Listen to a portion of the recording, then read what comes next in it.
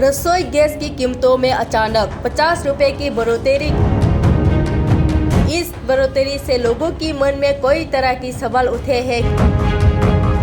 बिना किसी पूर्व सूचना या अधिसूचना की गैस की कीमतों में अचानक 50 रुपए की बढ़ोतरी से मध्यम वर्ग के लोगों को काफी परेशानी का सामना करना पड़ रहा है।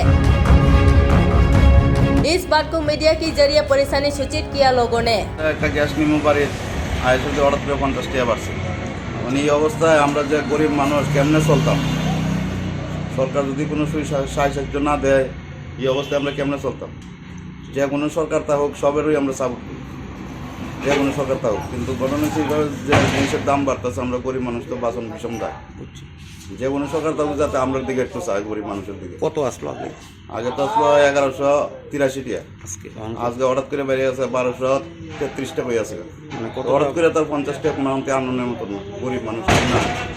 তোলে দিয়ে লাইতেছি 1200-1300 টাকা দিয়ে 4-5 হাজার টাকা রোজগার হয়ে যাচ্ছে। মানে ক্রাইসিসটা হওয়াতে আমাদের খুব অসুবিধা হয়েছে। হঠাৎ করে দেখি বাইরে গেছে টাকা বেশি, আমাদের কাছে 1200 টাকাটা প্রচন্ড। যদি আজকে 700-800 টাকা হতো তবুও বেশি আছে। এই আমরা জায়গা